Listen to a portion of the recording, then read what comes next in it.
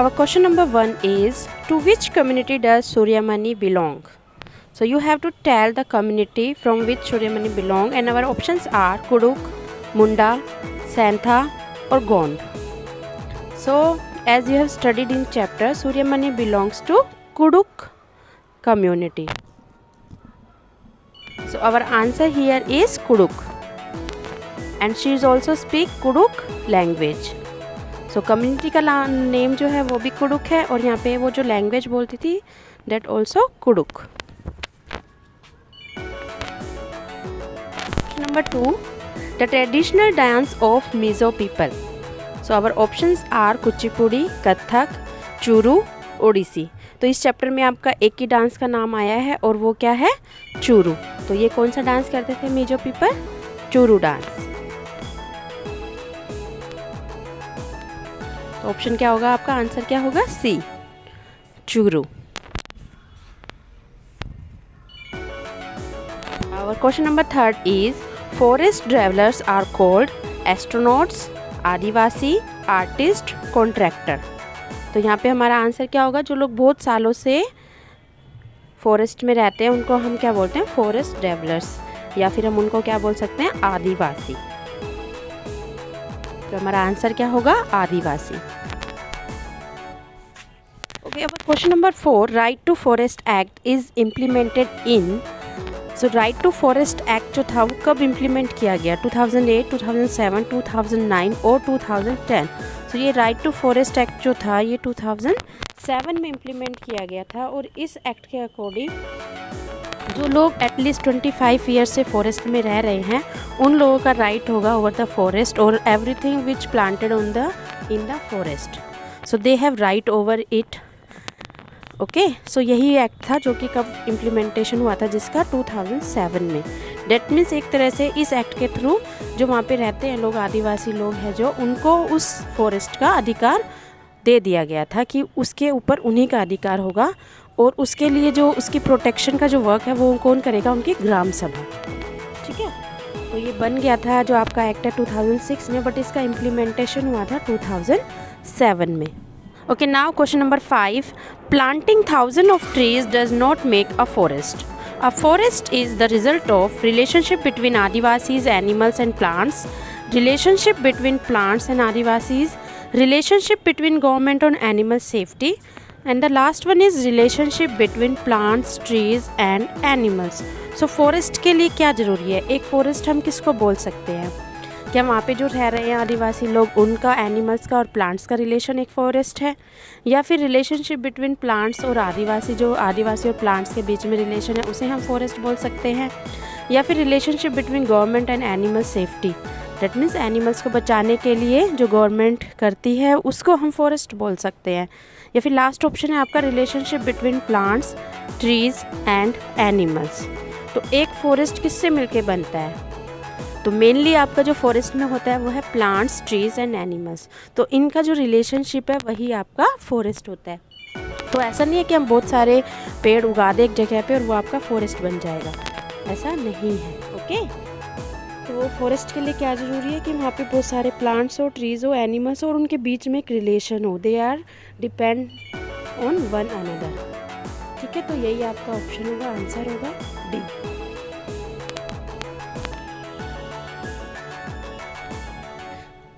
Now question number 6, who among the following is known as Girl Star? So Girl Star was a project which tells extraordinary tales of ordinary girls. That means extraordinary जिसने काम किया हो, कुछ अलग से जो work किया हो, ऐसी लड़कियों को हम गर्ल स्टार का नाम देते थे इस प्रोजेक्ट के तहत. तो इसमें आपका कौन है जो गर्ल स्टार के नाम से जाना जाता है? सूर्यमणि, सिंदूरी, सुनीता, कल्पना. तो जैसे कि आपने चैप्टर में सूर्यमणि की स्टोरी पढ़ी है, उसने जंगल बचाओ आंदोलन में पार्ट लिया था और उसके लिए बहुत कुछ किया था. तो यहाँ पे हमारा क्या आएगा? Girl star Suryamani. सूर्यमणि को ही गर्ल स्टार बोला जाता है. Now question number 7. A large tract of land covered with trees, herbs and shrubs is known as agriculture land, garden, forest और national park. तो जिसमें आपके बहुत तरह के अलग अलग तरह के ट्रीज़ होते हैं, वो आपको हम क्या बोलते हैं? उस लैंड को तो एग्रीकल्चर लैंड में तो ज़रूरी नहीं है, आपके ट्रीज़ नहीं आते हैं एग्रीकल्चर लैंड में जो खेती की जाती है। गार्डन में आपके आ सकते हैं, बट हर तरह के ट्रीज़ गार्डन में भी नहीं आते हैं आपके। ओके, तो इसको हम क्या बोलते हैं? फॉरेस्ट में सभी तरह के ट्रीज़ आपको मिल जाएंगे। ठीक है, तो हर्ब्स, ट्रीज़ एंड श्रब्स ये टाइप ऑफ प्लांट्स हैं। ट्रीज़ मतलब जो बिग प्लांट्स होते हैं, जो बड़े बड़े पेड़ होते हैं, उन्हें हम ट्रीज़ बोलते हैं। जो उनसे छोटे पौधे होते हैं they are called herb and shrub. Okay, जो और भी सारे ग्रास हो गई है आपकी, तो ये हर्ब एंड श्रब में आती है। Okay, now question number 8, we get useful herbs from forest to make food, medicine, shelter और क्लॉथ्स। तो जो आपकी फॉरेस्ट से जो हमारी इम्पोर्टेंट हर्ब्स मिलती हैं उन्हें हम क्या बोलते हैं? मेडिसिन्स। ठीक है, फूड तो हमें फार्मिंग से मिल जाता है, जो भी फार्मिंग की जाती है वहाँ से हम फूड मिल जाता है। ठीक है, शेल्टर के लिए वुड हम ट्रीज से ले सकते हैं, तो ज़रूरी नहीं है फॉरेस्ट की ज़रूरत पड़े, हमें बाकी जगहों से भी मिल जाती है। और क्लॉथ्स के लिए कॉटन के पौधे उगाए जाते हैं जिससे हमें क्लॉथ्स बनता है। तो फॉरेस्ट से हमें मेनली मेडिसिन्स और भी बहुत चीज़ें मिलती है। As you know we called forest as a collective banks. तो यहाँ पे हमारा आंसर क्या होगा? मेडिसिन्स। ओके, हर्ब्स जो होती हैं, हर्ब्स से हम मेनली क्या बनाते हैं? मेडिसिन्स। ठीक है, और ट्रीज से हमें फूड या शेल्टर मिलेगा, तो यहाँ पे हमारा आंसर इसलिए क्या आएगा? Medicines. Okay, now question number 9, complete the statement. The forest is like our source of income, medicinal source, home, collective banks. तो जैसे कि मैंने अभी बोला था कि फॉरेस्ट को हम क्या बोलते हैं? Collective banks. कलेक्टिव बैंक्स किस लिए? Because everyone gate many things from the forest. Okay, ऐसा कुछ नहीं है कि सिर्फ मुझे ही मिलेगा या सिर्फ किसी एक ही पर्टिकुलर पर्सन को यहाँ से कुछ मिलेगा। कलेक्टिव मतलब सभी के लिए है ये। ठीक है, सभी को यहाँ से मेडिसिन्स, वुड और भी बहुत सारी चीज़ें मिलती हैं। तो यहाँ पे हमारा ऑप्शन क्या होगा? Collective banks. Now our next question, question number 10, from where do we get minerals? हमें मिनरल्स कहाँ से मिलते हैं? Forest, deep from within the earth, from general stores, from medical stores. तो जैसे कि हमें पता है every plant need minerals and the plants take minerals from the earth. तो यहाँ पे हमारा ऑप्शन क्या होगा? Deep from within the earth. जितने भी मिनरल्स वगैरह होते हैं वो कहाँ पे फॉर्म होते हैं? अर्थ के अंदर होते हैं और वहीं से हमें मिलते हैं। ठीक है, now question number 11, what does तोरंग मीन इन कुडुक लैंग्वेज? ये आपकी बुक में से है। बुक अगर आप रीड करोगे चैप्टर्स को तो आपको ये सारे आंसर वहाँ से मिल जाएंगे। So whenever you study, whenever you do any chapter, read it thoroughly. आपको हर एक लाइन को, पूरे चैप्टर को अच्छे से पढ़ना है, बिकॉज जो आपके ये MCQ होते हैं ये आपका किसी भी लाइन में से बन जाएगा। जब आप चैप्टर को रीड करोगे और हर एक लाइन को अच्छे से पढ़ोगे तो आपको MCQ ईजी रहेगा उनके आंसर देना। तो जब भी आप चैप्टर को पढ़ते हो उसको केयरफुली और ध्यान से पढ़ो, हर एक लाइन को अच्छे से समझो ताकि आप किसी भी MCQ का आंसर दे पाओ। तो ये आपके बुक में भी लिखा हुआ है। तोरंग का जो मीनिंग है कुडुक लैंग्वेज में वो क्या है? फॉरेस्ट। ठीक है, जो सूर्यमणि थी उसने एक सेंटर खोला था और उसने अपने सेंटर का जो नाम था वो क्या रखा था? तोरंग, क्योंकि वो उसमें फॉरेस्ट के बारे में ही चीज़ें जो है बच्चों को बताती थी और सभी उसमें अलग अलग चीज़ें सीखते थे। Now question number 12, what is the name of Suryamani's organisation? जो सूर्यमणि की ऑर्गेनाइजेशन थी उसका नाम क्या था? A forest protection, B तोरंग, C save forest life, D life in forest. तो जैसा कि मैंने अभी बताया लास्ट क्वेश्चन में, उसने एक जो सेंटर खोला था दैट मीन्स वो उसकी ऑर्गेनाइजेशन टाइप में ही था, तो उसका नाम क्या था? तोरंग। तो यहाँ पे हमारा आंसर क्या होगा? तोरंग। नाउ क्वेश्चन नंबर 13, विच आंदोलन हैड सूर्यमणि जॉइंट?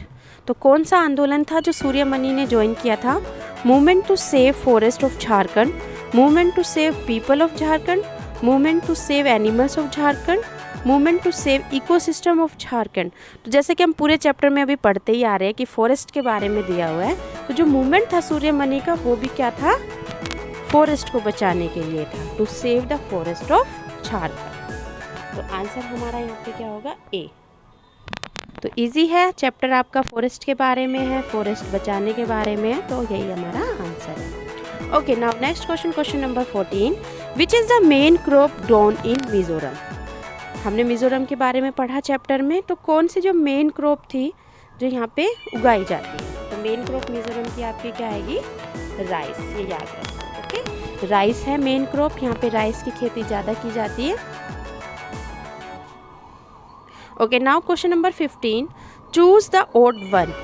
अब ओड वन मतलब जो अलग है इनमें से, बाकी सभी सेम है किसी न किसी तरह से, और जो एक इसमें से अलग है वो आपको चूज़ करना है, ठीक है। तो इसमें आपके ऑप्शंस हैं पेपर, बेड, बकेट, टेबल। तो यहाँ पे हमारा ऑप्शन क्या होगा, बकेट। वाई, क्योंकि बाकी की सभी चीज़ें आपकी वुडन की हो सकती है, वुड से मिलती है, पेड़ों से मिलती है, जैसे पेपर आपको पता ही है ट्रीज से बनाया जाता है, बेड आपका वुडन है, वुड से बनाया जाता है, और वुड हमें पेड़ों से मिलता है। इसी तरह से टेबल भी वुड की होती है। बट बकेट कभी देखिए वुडन बकेट, तो बकेट हमेशा किस चीज़ की होती है, तो स्टील की होती है या प्लास्टिक की होती है। तो इसीलिए से यहाँ हमारा ओड वन क्या होगा, bucket. So it was our question number 15. Now move to question number 16. What would happen if there is no forest? क्या होगा if there is no forest? Life would be very comfortable. There would be no animals and plants. There would be no life. There would be heavy rainfall. So आपको जैसे पता ही है कि forest क्या करते हैं, एनिमल्स एंड प्लांट्स को क्या देते हैं, शेल्टर देते हैं। So there would be no animals, तो एनिमल्स और प्लांट्स धीरे धीरे क्या हो जाएंगे, ख़त्म हो जाएंगे। तो ये आपका answer.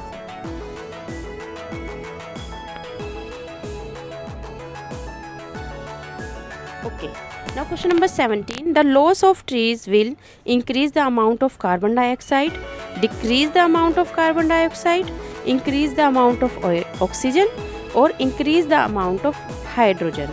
As you know we all animals take oxygen, है ना, जब हम ब्रीदिंग करते हैं तो हम कौन सी गैस लेते हैं, oxygen, and we leave carbon dioxide in the environment. But plants use that carbon dioxide in the process of photosynthesis and they produce oxygen.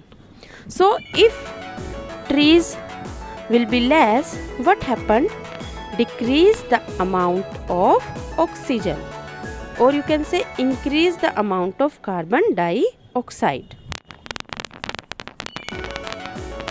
तो यहाँ पे डिक्रीज ऑक्सीजन का ऑप्शन नहीं है, यहाँ पे है increase the amount of carbon dioxide. तो यही हमारा आंसर होगा यहाँ पे, डेट मीन्स ए, क्योंकि हम ऑक्सीजन यूज़ करते हैं और हम कार्बन डाइऑक्साइड छोड़ते हैं। अगर प्लांट्स नहीं होंगे, वो कार्बन डाइऑक्साइड यूज़ नहीं करेंगे, तो क्या होगा, कार्बन डाइऑक्साइड बढ़ जाएगी, है ना, ज़्यादा हो जाएगी, एक्सेस हो जाएगी, and that will be very dangerous.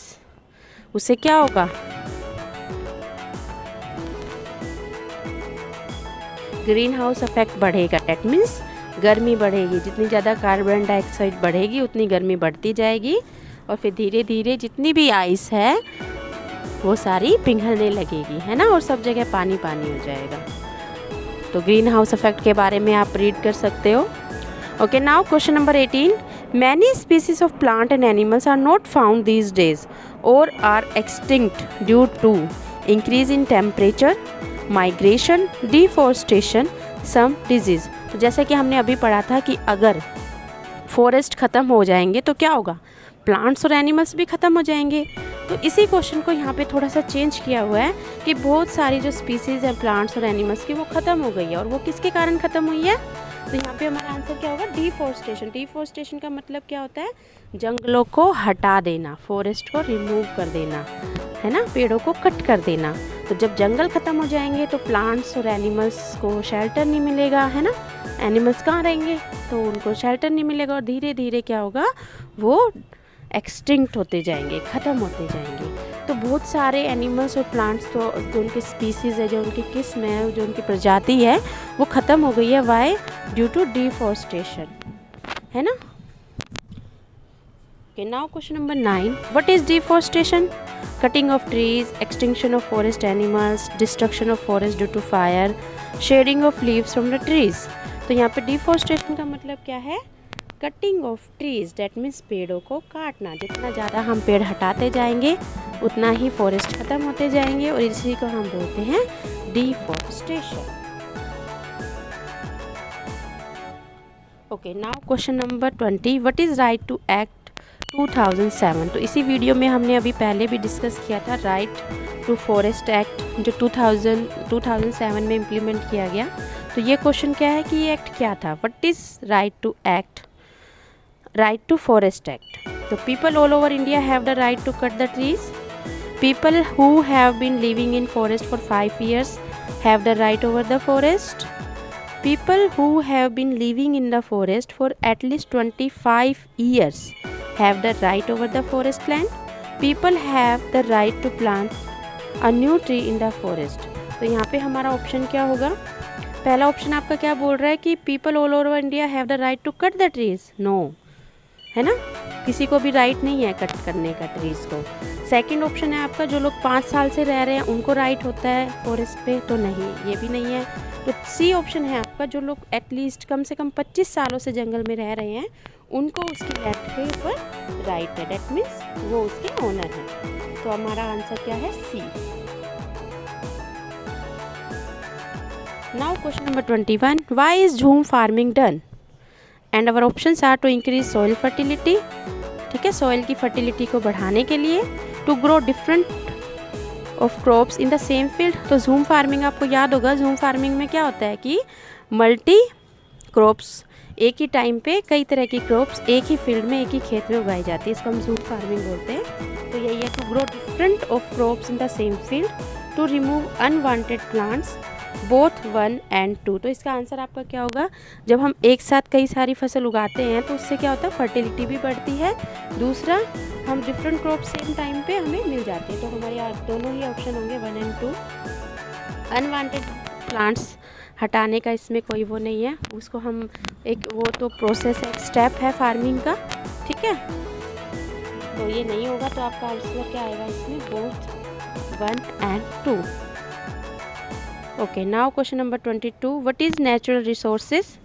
Resource we get from our house, resource we get from people, or resource we get from nature. So natural resource, that means we get from nature. जितने भी resource हमें nature से मिलते हैं, sunlight, air, water, इन्हें हम क्या बोलते हैं? natural resources। forest भी उसी में आते हैं, है ना, जो हमें nature ने दिए हैं। तो ये आपका होगा natural resources। okay? Now question number 23, Suryamani lives in the state of. तो हमने इसमें पढ़ा जैसे चैप्टर में झारखंड। तो सूर्यमणि कहाँ से बिलोंग करती थी? झारखंड से। Now question number 24, who was Vasavi? A doctor, a journalist, a teacher. तो जिसने भी चैप्टर ध्यान से पढ़ा होगा उसे पता होगा दैट वाशवी दीदी इसमें एक आया है ना, वाशवी दीदी के बारे में। तो वो कौन थी? जर्नलिस्ट थी। तो अगर किसी को याद नहीं है तो एक बार चैप्टर को फिर से आप रीड कर सकते हो और थोड़ा सा ध्यान से आपको पढ़ना है चैप्टर, ठीक है। Now question number 25, the work of protect the forest should be done by there. जो प्रोटेक्ट करने का जो वर्क है फॉरेस्ट को, वो किसके थ्रू होना चाहिए? ये हमने अभी थोड़ी देर पहले भी किया था राइट टू एक्ट 2007 वाले उसमें, कि ग्राम सभा का ही वर्क होता है कि वो अपने फॉरेस्ट को सेव करे। तो ऑप्शन होगा आपका ए। Now our last question, question number 26, which state in India has no dense forest? तो आपको एक मैप दिया गया है बुक में जिसमें कि आपके फॉरेस्ट बताए गए हैं, कहाँ पर डेंस फॉरेस्ट है, कहाँ पर थिक फॉरेस्ट है, कहाँ पर थिक फॉरेस्ट नहीं है। तो अरुणाचल प्रदेश में आपके थिक फॉरेस्ट है, थिक मतलब बहुत ज़्यादा घने, ठीक है। डेंस मतलब घने। गुजरात में आपके डेंस ज़्यादा नहीं है और पंजाब में तो बिल्कुल ही नहीं है। तो यहाँ पे हमारा ऑप्शन जो होगा वो होगा पंजाब, ठीक है। ये आप अच्छे से इसको रिवाइज करो चैप्टर को, आपके एग्ज़ाम आने वाले हैं। गुड लक, अच्छे से प्रिपरेशन करो और अच्छे मार्क्स लेके आओ।